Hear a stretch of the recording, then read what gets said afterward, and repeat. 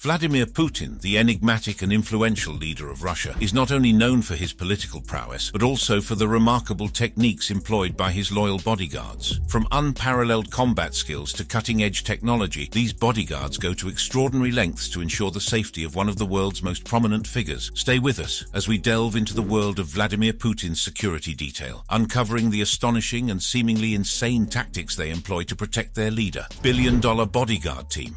In the world of global politics, the safety and security of a nation's leader is paramount, and Vladimir Putin, Russia's enduring and influential president, is no exception to this rule. His personal security detail is a force to be reckoned with, as it employs a range of techniques and strategies that are as impressive as they are effective. At the heart of Putin's security detail lies the Federal Protective Service, known also as the FSO and the Presidential Security Service, or the SBP for short. These two agencies are the cornerstone of Putin's personal safety, working in unison to ensure that every aspect of his security is meticulously covered. The FSO, responsible for safeguarding high-ranking government officials, plays a crucial role in Putin's security detail. They are highly trained individuals who are prepared to go to great lengths to protect their charge. The FSO is a successor of the Soviet-era KGB 9th Directorate, which was in charge of protecting the Communist Party leaders. The SBP, on the other hand, is a unit within the FSO that is specifically dedicated to ensuring the personal security of the president, as well as the Prime Minister of Russia with their respective families and residences. The FSO has about 50,000 uniformed agents, in addition to several thousand plainclothes personnel, while the SBP has about 2,500. The FSO and the SBP agents are selected from among the best graduates of military academies or special forces units, which includes professionals from several intelligence services, such as GRU, which controls the Military Intelligence Service, FSB, the principal security agency of Russia, and SVR, which is Russia's external intelligence agency that focuses mainly on civilian affairs. All of Putin's bodyguards are carefully chosen for specific qualities like their ability to handle high-pressure situations, their physical endurance, and their capability to endure extreme cold and stay cool in hot conditions. Additionally, these agents have access to advanced equipment and technology, such as bulletproof cars, helicopters, drones, jamming devices, etc. And to make sure these bodyguards are in their best state of health and strength, they are typically replaced once they reach the age of 35. However, those who have served with distinction may receive rewards in the form of prestigious appointments as regional governors, federal ministers, special services commanders, or presidential administrators. This incentive that awaits these men who put their lives on the line for the president in no little way encourages them to deliver their best while assuring their loyalty. Or does it? Well, more on that in a minute. One of the most remarkable aspects of Putin's security operation is how they split themselves into teams. This division of labor allows for maximum coverage and efficiency. Teams are organized to handle different aspects of Putin's security, such as close protection, intelligence gathering, and counter-surveillance. This strategic division ensures that there is always a well-coordinated effort in place to deter potential threats. Close protection is where the heart of the action lies. Putin's innermost circle of bodyguards, often referred to as the Special Group, is a formidable unit. These individuals are hand-picked for their exceptional combat skills, physical fitness, and unwavering loyalty. They undergo rigorous training and are well-versed in various martial arts, marksmanship, and tactical operations. This elite team is by Putin's side at all times, ready to respond instantly to any threat. In fact, this team, which can also be referred to as Team 1, is ready to sacrifice their lives for him. They have special equipment to protect him from bullets, bombs, or knives. Kevlar umbrellas and suitcases that can act as barriers are also part of their regular arsenals. This team would not hesitate to shoot down any attacker with their powerful 9mm SR-1 Vector pistols that can fire 40 rounds per minute and pierce through any armor. The second team of Putin's bodyguards is his hidden sword. They are the secret guards who mingle with the crowd.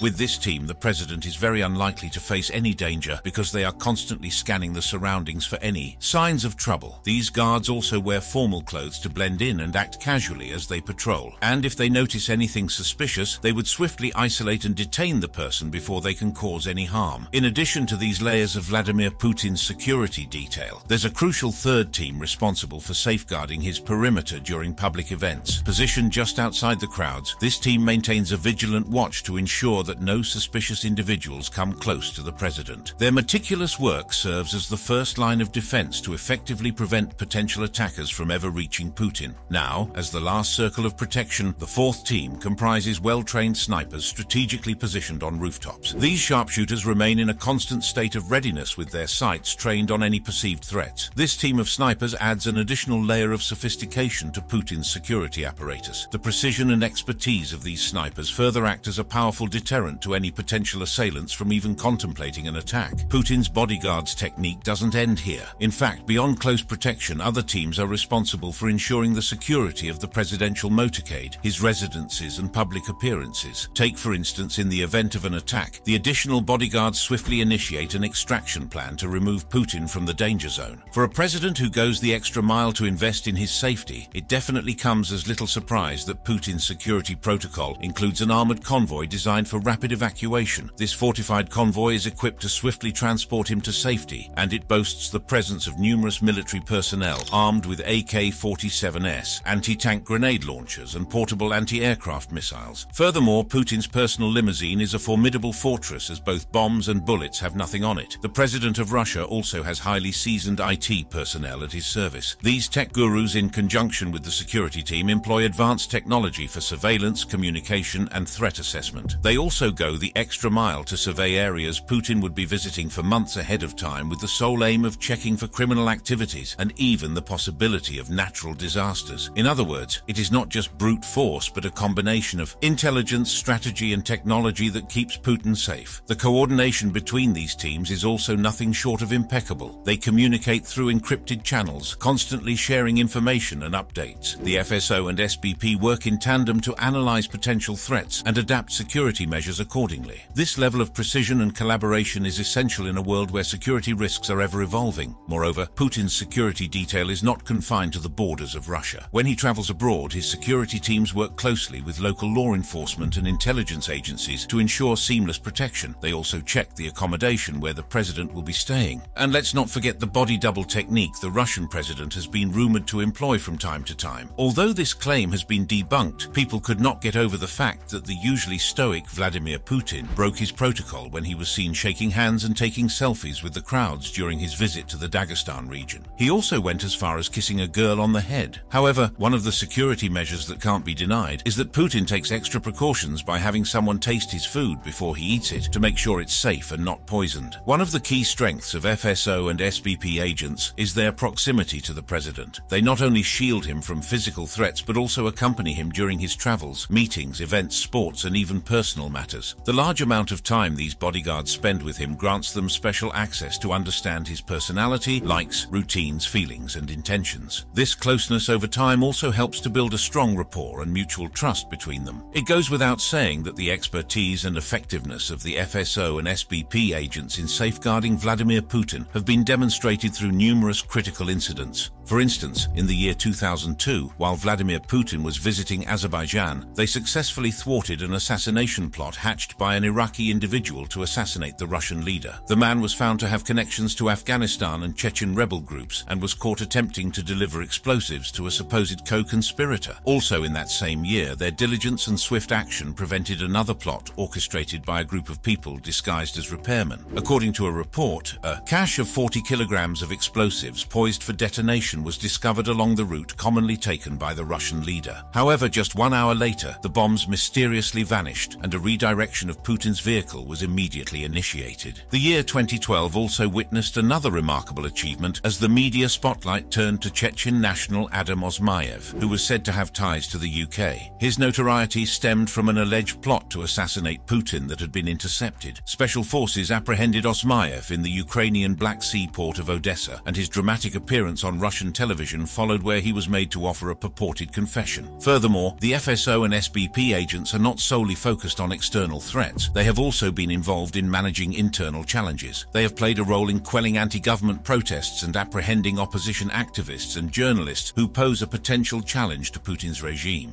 This multifaceted role underscores their unwavering dedication to safeguarding Putin and preserving the stability of the Russian government. Talking about safeguarding the president and preserving the stability of the Russian government, there exists another body, or should we say a billion-dollar private army, that stands ready at the beck and call of Vladimir Putin. This then brings us to the Wagner Group, billion-dollar private army.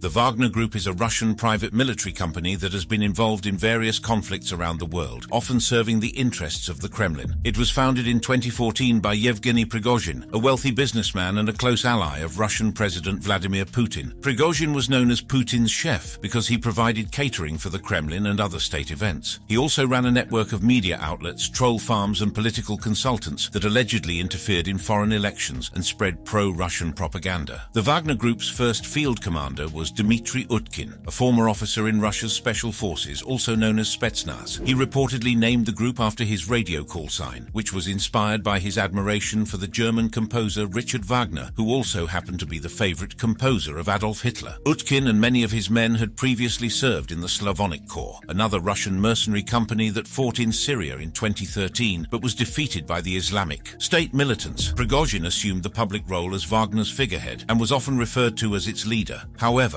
lacking a military background, it is reported that he leaned on Utkin to oversee Wagner's military operations. The Wagner Group first appeared in 2014 during the Russian annexation of Crimea and the ensuing conflict in eastern Ukraine. The group supported pro-Russian separatist forces in Donbass against the Ukrainian army and participated in several battles such as Debaltseve and Bakhmut. This army also operated in Syria, where it helped the regime of the Syrian president Bashar al-Assad against various rebel groups and the Islamic State. In Syria, the Wagner Group was involved in some of the most intense fighting, such as the battles for Palmyra, Deir ez-Zor, and Kasham. The group further expanded its activities to Africa, where it provided security, training, and mining services to regimes friendly with Russia, such as Sudan, the Central African Republic, Libya, and Mali. Putin's billion-dollar army is widely seen as a proxy of the Russian government, allowing it to have plausible deniability for its military operations abroad and hiding the true casualties of Russia's foreign interventions. In fact, Putin himself consistently refuted any associations between the Russian state and Wagner at first, asserting that it is merely a private military company. But then the group received funding, equipment, and intelligence from the Russian state and often coordinated with the Russian armed forces. Now, in the realm of private military entities, the Wagner Group may give off a semblance of a regular business, but as mentioned earlier, its roots and actions are intertwined with Russia's military and intelligence agencies. This perhaps explains why the Russian government has recognized the strategic advantages of utilizing Wagner and similar firms as covert tools for expanding its global influence while keeping state military units in the shadows. So, what's crucial to understand here is that Wagner should be seen as a proxy extension of the Russian state, rather than an independent enterprise openly advertising its services in the market. Interestingly, the legal status of private military companies in Russia is not all that straightforward, but it leans towards being illegal, and this also applies to Wagner. The existence of numerous private military companies like the Wagner Group in Russia openly involved in activities including assistance to the president therefore raises questions about the country's legal framework. But there is an easy way to understand why this is possible, as there are noticeable gaps within Russia's legal system. While the Russian criminal code expressly forbids individuals from serving as mercenaries, state-owned enterprises are granted considerable latitude to maintain their private armed forces and security units. This, in conjunction with the intricate network of subcontractors often in play, creates a situation where Russian citizens can work for private military firms despite the apparent prohibition. Another notable workaround involves these companies registering themselves overseas, which effectively allows Russian authorities to overlook the activities of these deceptively foreign private military entities. However, Wagner Group lacks official registration both within Russia and any other jurisdiction. In fact, legally speaking, the company doesn't have a formal existence, and the Russian government as well does not officially acknowledge them. Additionally, in December 2018, when Vladimir Putin addressed the presence of Wagner's private military company operating in Ukraine, Syria, and other regions, he only simply emphasized the importance of adhering to legal boundaries. The Russian president also stated that if the Wagner Group was found to violate the law, the Russian Prosecutor General's office would assess the situation from a legal perspective. However, Putin also noted that if they were not in violation of Russian law, they had the right to conduct their work and advance their business interests internationally. So, aligned with the deliberate ambiguity strategy, the Russian state not only tolerates but frequently actively supports the group's activities. This dynamic has contributed significantly to the Wagner Group's substantial influence and power, with the group growing to have an amazing 50,000 personnel at the end of 2022. Let's not forget to add that in the span of just 1 year, that is from May 2022 to May 2023, the Russian state paid a staggering sum of over 86 billion Russian rubles, which equates to approximately $1 billion, to the group. During the Russian annexation of Crimea that led to the birth of the billion-dollar army, the Wagner troops, in conjunction with conventional soldiers, gained the nickname Polite People due to their notably well-behaved demeanor. They often carried unloaded firearms and generally avoided involvement in civilian matters. Another nickname that gained currency was Little Green Men, derived from their masked appearance, unmarked green army uniforms, and the initial mystery surrounding their origins. Coming down to the context of the Russian invasion of Ukraine, Wagner is no doubt a significant player. Reports also indicate the involvement of the group in activities like assassinating Ukrainian leaders, alongside other tasks. As per the Times, in the latter part of January 2022, the Wagner Group transported over 400 contractors from the Central African Republic on a mission to target Ukrainian President Volodymyr Zelensky and government officials. The alleged objective was to pave the way for Russia to assert control in preparation for the invasion of Ukraine, which subsequently commenced on February 24, 2022. And by March 3rd of the same year, President Zelensky had managed to evade 3 assassination attempts, with 2 of these purportedly linked to the Wagner Group. Another intriguing facet is the recruitment of Russian prison inmates to join the front lines. In December 2022, John Kirby, the United States National Security Council Coordinator for Strategic Communications, asserted that Wagner's presence in Ukraine comprised a force of 50,000 fighters, encompassing both 10,000 contractors and 40,000 convicts. The group also undertook the task of training Russian servicemen destined for the front lines. As for the recruited prisoners, they were presented with an incentive of either 100,000 or 200,000 Russian rubles, along with 6 months of amnesty in exchange for their voluntary service. And in the unfortunate event of their death during the war, their relatives were promised a compensation of 5 million rubles. The Wagner Group, or precisely the former convicts, were the primary assault force employed by Russia during the Battle of Bakhmut. According to Ukrainian soldiers and former prisoners of war, the use of recruited inmates in Bakhmut followed a distinct strategy. These convicts, equipped inadequately and given only brief training, were essentially used as bait, or in this case, human baits. Their role was to lure and expose Ukrainian soldiers, making them vulnerable to assaults by more seasoned units or artillery. Little wonder the US estimates that 90% of Wagner fighters who had been killed from December 2022 to mid-February 2023 were convicts. With the great global presence and activities of the Wagner Group, the private army has faced criticism and a lot of resentment. For instance, Wagner operatives have faced allegations of engaging in severe offenses such as war crimes, encompassing actions like murder, torture, rape, and the robbery of civilians. Additionally, accusations include the torture and execution of individuals accused of desertion. Also, in response to the Wagner Group's activities, several countries and organizations have imposed sanctions on Prigozhin, the Wagner Group, and their affiliates. One of these numerous sanctions was in 2019, when the United States took action against Prigozhin and the Wagner Group, imposing sanctions due to their roles in various international affairs. These included their involvement in the Russian interference during the 2016 US presidential election, as well as their operations in Syria and Ukraine. The US government also issued a reward of up to $250,000 for any information that could lead to Prigozhin's arrest. Fast forward to 2020. The European Union and the United Kingdom also followed suit by imposing sanctions on Prigozhin.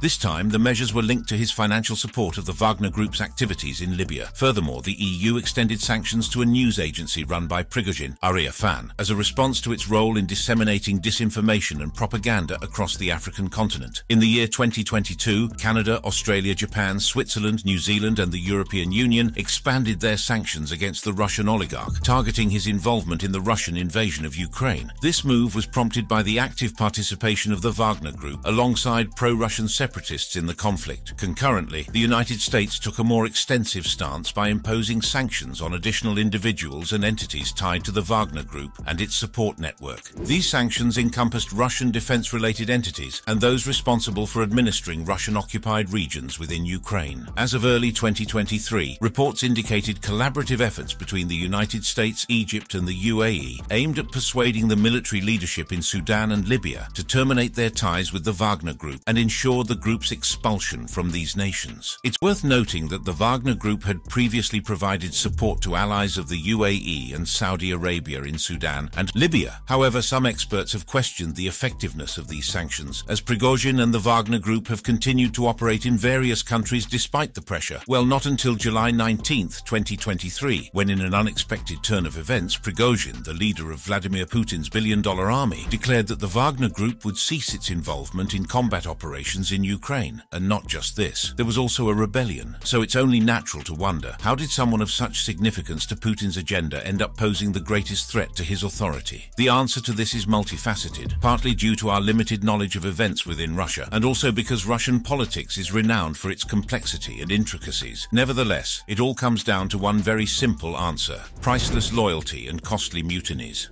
For several months, Prigozhin has been embroiled in a power struggle with the top military leadership, holding them responsible for the losses his troops suffered in eastern Ukraine. He has frequently alleged that they inadequately equipped his private army, hindered progress with excessive bureaucracy, and wrongfully claimed credit for Wagner's victories. Though Prigozhin had once expressed his support for the Russian invasion of Ukraine, he had openly voiced his disapproval of Defense Minister Sergei Shoigu and Chief of the General Staff Valery Gerasimov. He also held them accountable for Russia's military deficiencies and accused them of relinquishing Russian territories to Ukraine. However, on June 23, 2023, it seemed that Prigozhin's frustration reached its peak as he accused Moscow's military leadership of authorizing airstrikes on Wagner's camps, resulting in the deaths of a significant number of his forces. This information emerged when Prigozhin shared a video that was already in circulation on Wagner-affiliated Telegram channels. The video supposedly depicted the aftermath of a missile strike on a Wagner rear camp. Prigozhin pointed fingers at the Russian Ministry of Defense, known also as the MOD, alleging that they had carried out the strike, resulting in the deaths of 2,000 of his fighters. Also, in a video released on the same day, Prigozhin challenged the official narrative behind Russia's invasion of Ukraine. His assertions centered on the belief that the invasion primarily served the interests of Russian elites. Prigozhin accused the MOD of orchestrating a deceptive portrayal of Ukraine as an aggressive and hostile actor in cahoots with NATO, plotting to attack Russian interests. One of his key contentions was a denial of any Ukrainian escalation prior to February 24, 2022, a central pillar in Russia's justification for the war. Adding to the controversy, the Wagner leader claimed that the Russian military command had deliberately hidden the true extent of casualties sustained in Ukraine. According to him, the losses reached a staggering 1,000 soldiers on certain days. Prigozhin didn't stop there. He further alleged that figures like Defense Minister Shoigu and powerful oligarchs had personal motivations driving the war's initiation. In response, the MOD, however, refuted these allegations of attacking Wagner's rear camps. The Institute for the Study of War was also unable to verify the video's authenticity, raising the possibility that it might have been created for informational purposes. But Prigozhin wasn't joking with his accusations, and so, in a message posted on his press service's Telegram channel, Prigozhin announced the commencement of an armed conflict against the Ministry of Defense. He also appealed to individuals who were inclined to join this conflict against the ministry, claiming the rebellion was a response to what he perceived as a strike against his men. In the early hours of June 24th, Wagner forces crossed into Russia's Rostov Oblast from Luhansk. Surprisingly, they encountered no immediate opposition and swiftly seized control of Rostov-on-Don. Prior to this, Prigozhin had asserted that Shoigu had fled Rostov-on-Don in what he described as a cowardly manner the evening before, at 9 o'clock.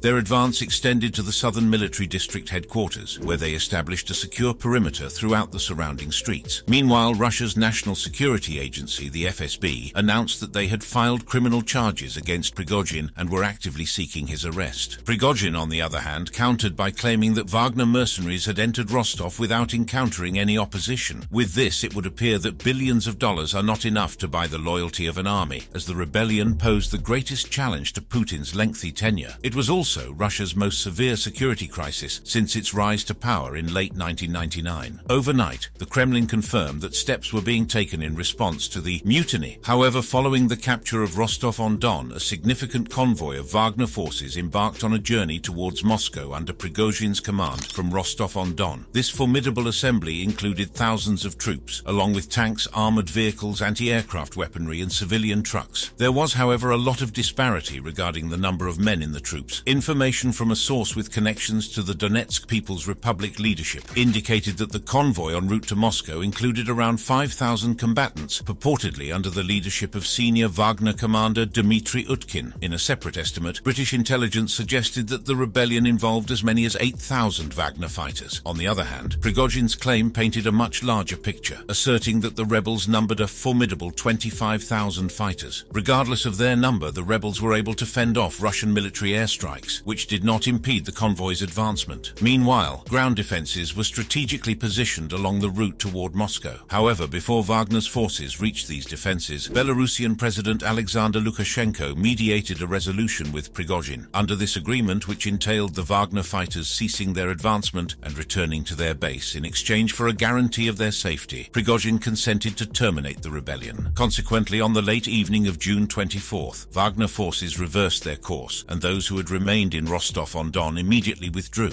However, the Federal Security Service executed a search operation at Wagner's headquarters in St. Petersburg. Reports from Russian media, though unverified, indicated the discovery of cardboard boxes containing 4 billion Russian rubles, equivalent to about $47 million near the office. In addition to this substantial cash find, US dollars, handguns and gold bars were reportedly seized. Prigozhin, however, maintained that these funds were designated for employee salaries, compensation for the families of deceased Wagner fighters, and various other company expenses. Recall that the activities of the Wagner Group extended to Africa and even the United States. On June 24th, Vladimir Putin delivered a national address condemning the actions of Wagner as treason. While anyone would have expected a harsh punishment, Dmitry Peskov, the Kremlin spokesperson, stated that the charges against Prigozhin would be withdrawn and Prigozhin would be extradited to Belarus. Although Prigozhin stood on his claim that his main goal was not to overthrow Vladimir Putin, but to remove the Minister of Defense of Russia, Sergei Shoigu, and the commander of all Russian forces in Ukraine, Valery Gerasimov, from office. Putin's decision was indeed surprising, given the Kremlin's reputation for being unforgiving. Some even speculated that this move might have been a deliberate strategy by President Putin to lure more potential traitors by demonstrating leniency. However, following the rebellion march, Prigozhin noticeably withdrew from the public eye. This was perhaps why his subsequent reappearance and activities left many perplexed,